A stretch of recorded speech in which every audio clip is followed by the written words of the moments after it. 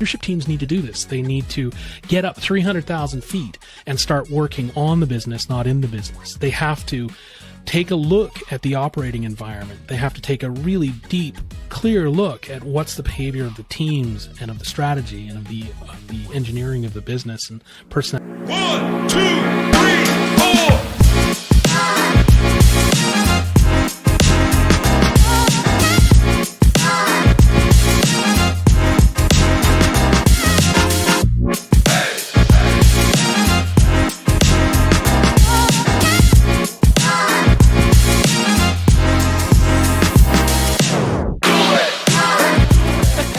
Hey everybody, and welcome back to another edition of Medical Sales Leader.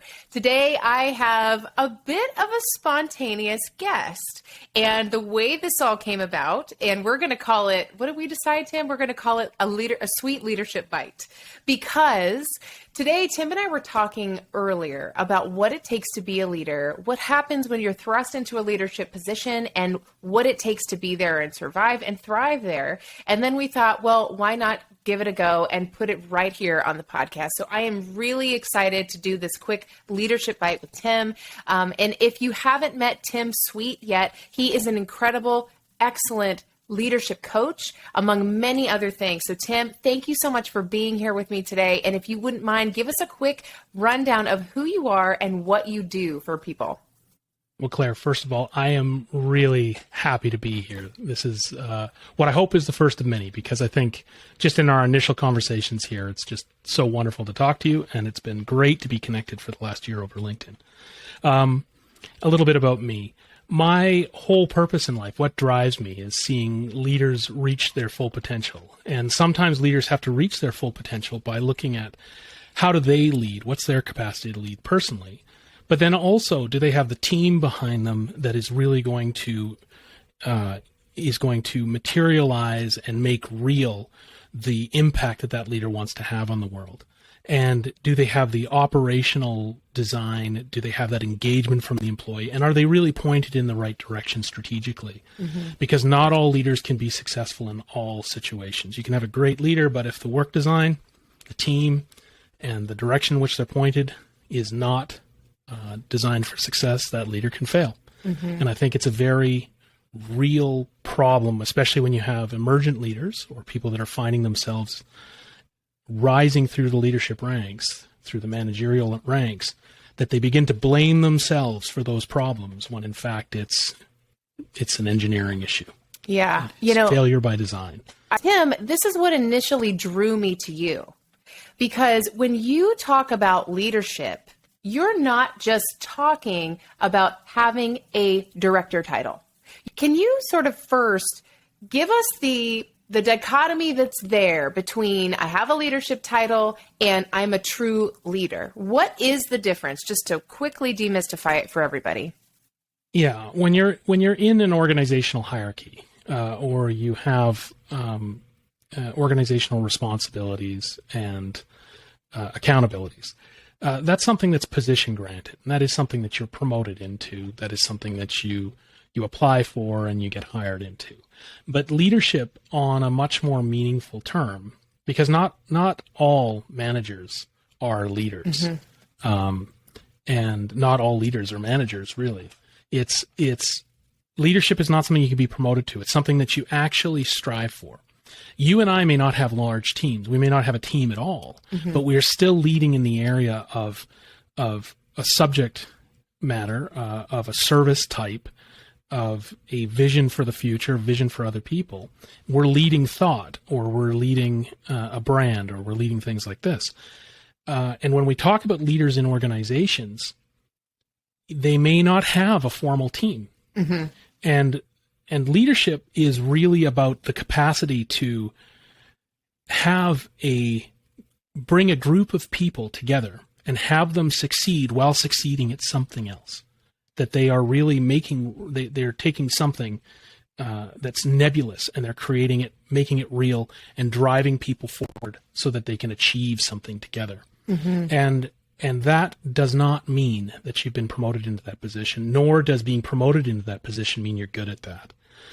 In fact, it's not a skill that people are taught, which is why it's such a difficult thing to harness for some, and why there's so much shame built up around it. Oh, people yes. are often ashamed that they are promoted into a senior position and are having difficulty, or they were doing well in one role at one company and then they're moved over to another, and guess what? They struggle.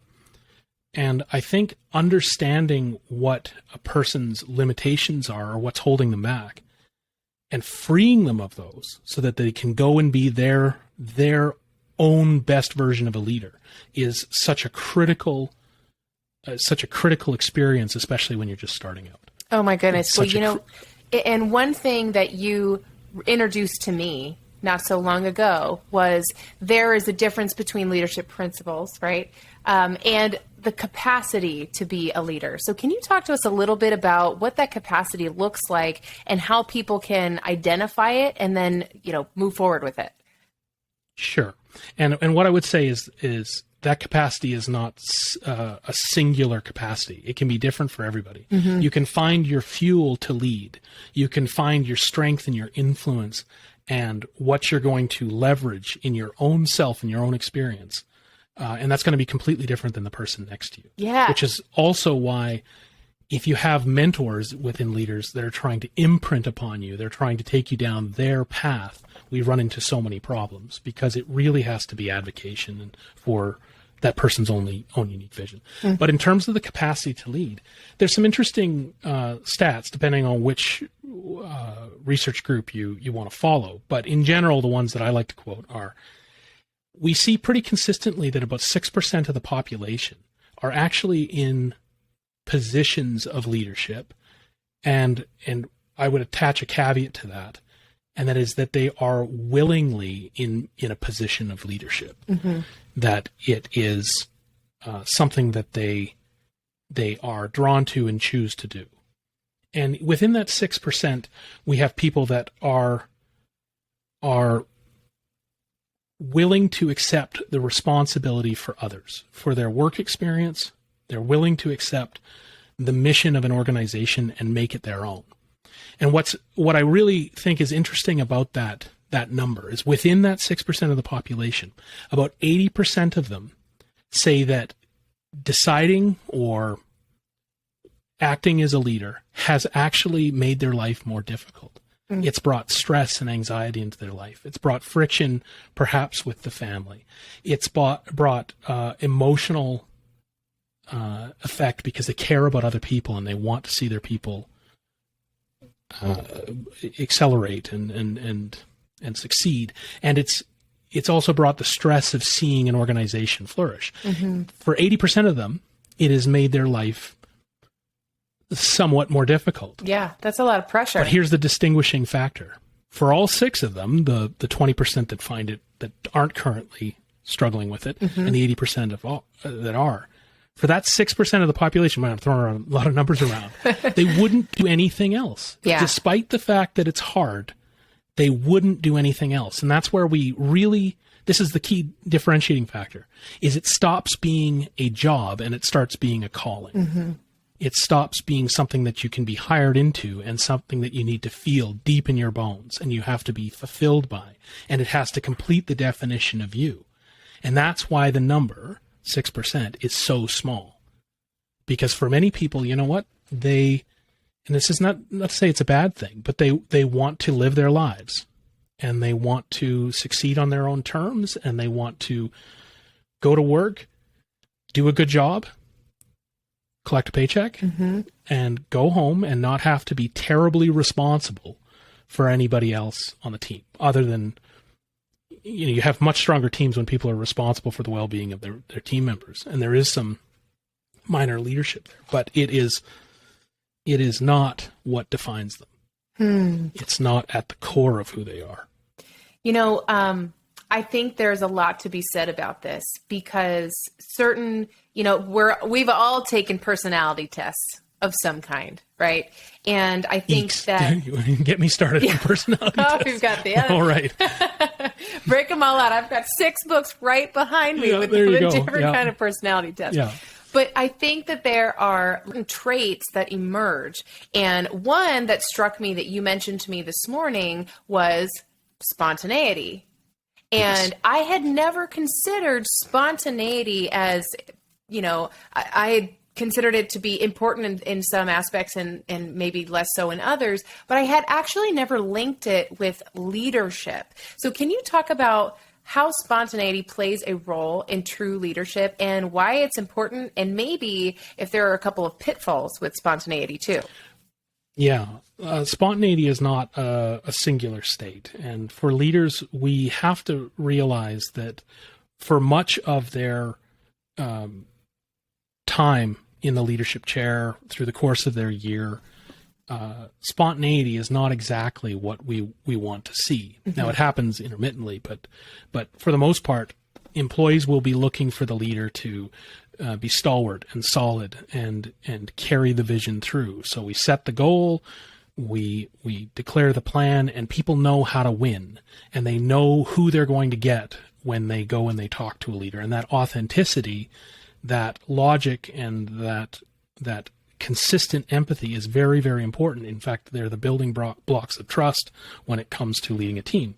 However, when we have the need to do what I like to call a crazy Ivan, when we think of the movie Hunt for Red October, every once in a while, the Russian submarine captains would have to check that there wasn't an American nuclear sub riding in their baffles, so that they would pull this 360, and they called it a crazy Ivan. Well, every once in a while, leadership teams need to do this. They need to get up 300,000 feet and start working on the business, not in the business. They have to take a look at the operating environment. They have to take a really deep, clear look at what's the behavior of the teams and of the strategy and of the engineering of the business and personalities who are within that business, and ask themselves, is there something here that needs to be recreated, stabilized, changed, adapted, evolved? And that is that moment of spontaneity. And for leaders, sometimes finding spontaneous moments has to be planned for. It has to be allowed. They have to be given permission. And this is why it's so important if you're going to be setting, like, we're coming up on the season of team builds and annual meetings, right? When we're doing strategic offsites, you have to make sure that those are spontaneous, creation-filled events where people's minds aren't stuck in the rigors of today and the old plan. Yeah. And that they have the ability to get out and think about it. And so I think that having those moments of spontaneity planned is really, really important. And then the other thing I would say is, let's just realize the tensions that are against this. Not only is there the tension of being stable and stalwart again, consistent, but within the C-suite, for instance, within the executive team, we rely on one another to be predictable. We also rely on each other to toe the line in a certain extent. Are we all together? And so sometimes spontaneity is interpreted or is seen as a real risk for teams. And in mid to low performing teams, suboptimally performing teams, this is a direct challenge, again, to trust. It's a direct challenge, again, to true teamwork and collaboration. Because I will resist the urge to be spontaneous and to tell you what I'm thinking in the moment, for fear of it may put me on the outside. Yes. And it's seen as erraticism. It's seen as being unstable. Yeah. And so there really is a rejection of spontaneity, where a person could be seen as too random or too Well, how would you describe me? I'm non-linear. I'm fairly abstract. Yeah. You know, I spend my time in the discernment and invention space. You know, that is what I'm there to do. I look at things differently and I invent new ways out of them. That is a highly spontaneous type of role in an organization, because it's my job. Right. I like to call myself a PSD, professional shit disturber. We all need some of you, Tim. We really do. You know, and what strikes me about what you're saying, you know, to go back to feeling like you can be on the outs for being spontaneous, presents this really big challenge for people specifically in medical sales, because they have been entered into a very serious industry, right? We're affecting patient lives at the end of the day. Yeah. However, now, if you've been in medical sales for more than 15 years, you're going to know this, but you had to stick to the script for so long, eons ago. And now it's, how do I stop the scroll? How do I partner with a physician in a way that nobody's done it before? Then you've got to almost try these different avenues to know how to be able to set yourself apart so that you can make it a part of the consistent way that you do business. So do you think that there is a season for spontaneity? Do you think that there is a certain balance that you need to strike between the two to be an effective leader? Yes. I mean, balance is the name of the game. Seasonality, absolutely. There's a season by which most businesses will follow, where there has to be safe spaces for collision, where we're going to take off the shackles of the norms, and we're going to really get open and try some different things in safe sandboxes. But we're going to really lean on people's creativity, and I believe they need that time. When we refer specifically to medical sales, or at least use it as an analog, there's not only that seasonality, but there is a language, a lingo, and an awareness that comes internally with that. That the maturity of the sales professional, or any leader for that matter, is to find their own specific leadership groove. And part of that, when it refers to spontaneity or any of the other strengths or geniuses that they might bring to the show, is understanding that you don't have to be all spontaneous or not. Right. It doesn't have to be just on or off. It's not this type of binary relationship. You can decode yourself so that you know that when I'm setting up a client relationship, the promises of the product and what it does, the research, is not an area to be spontaneous. The brand awareness and customer goodwill and those larger questions, again, not probably an area to be terribly spontaneous, but the establishment of a relationship, the listening to the customer, understanding what their clinical issue is, or what their internal culture is, or how do I associate with them. That's an area to be highly spontaneous. It's an area to think on your feet and, stick, move, jab, really dance around that ring, and be able to, be involved in that most human of interactions, where we are tailoring ourselves in the middle of a conversation and really being empathetic to the needs of this person in front of me, and moving on a dime, still having the confines of representing a product or representing a service, and at the same time making this person feel like, yeah, you are at once the center of my attention right now, and that I am here for you, and I understand what you need, and I can still dot line to the logic of the product that I'm selling. Yeah. And it's not lost. I've worked in certain areas of medicine, in large laboratory services and things like this. And you are dealing with life and death in many cases, or you're dealing with tragic stories, or you're dealing with people's children.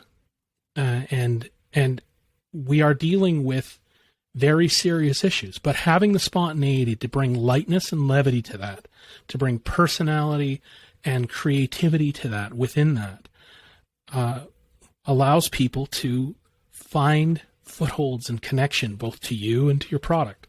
And at the end of the day, that's the role of the salesperson, is to allow me to understand and and imagine how this product fits into my practice, fits into my definition of helping my patients, fits into how I inject some good into the world. Mm-hmm.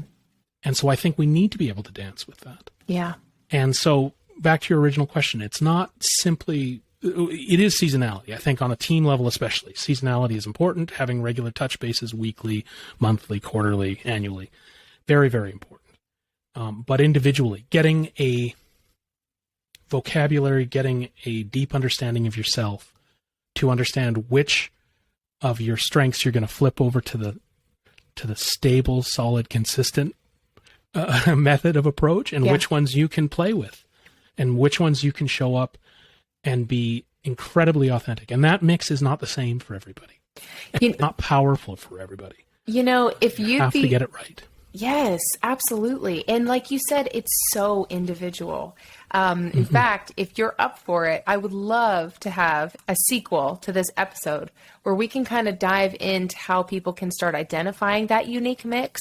Because if I know one thing after working with thousands of medical sales reps at this point, every single one of them are so individually talented and gifted. Oh, yes. So being able to tap into that is going to be really valuable for them. So Tim, can you tell us if someone really wants to go deep on this and to identify what their leadership, blocks are, what their strengths are, maybe how to leverage it better in a team, and to really gain this freedom that you're talking about by understanding themselves better and then moving forward from that place, where can they connect with you? Mm-hmm. Well, the easiest way to get a hold of me is go to twe.team/discovery, and that's TWE, Teamwork Excellence, .team discovery. Book me for 30 minutes, and we'll talk about your situation personally. It's free. It's no obligation. Many people find enough direction out of that meeting to carry on. Other people, as you say, want to go deeper. Yeah. That's one way. The other thing I would say is just visit TWE/solutions, and you can get an idea for what I do and the various ways that I show up both for teams and for individuals. And then we've just got a lot of really interesting stuff going on right now. Yeah. We're launching new programs for the fall, and we've got a new podcast running, which I am absolutely eager for you to be part of. Oh, thank you. Well, so just reach out to me on LinkedIn, and that's Sweet Leadership on LinkedIn. You'll find me there, and any other social platform that you look for Sweet Leadership. Awesome. Thank you so much, Tim. Yeah. Well, I appreciate you. Today, this all came together in such a beautifully spontaneous way. And so I love to speak with people who truly, truly practice what they preach. And you are certainly one of those. So thank you for joining me today. We will not make it our last. And I am so looking forward to seeing what we chat about next. So thank you for your time. And everybody who's listening today, if you want to start harnessing these principles in leadership, please do go to those sites where Tim mentioned and follow him on LinkedIn. And I will make sure to put all of these things in the show notes as well. So thank you so much for joining us, Tim. And thank you, everybody, for watching today. It's been something that I've been waiting for a long time. So I really appreciate it. All the best, Claire. Thank you. You too.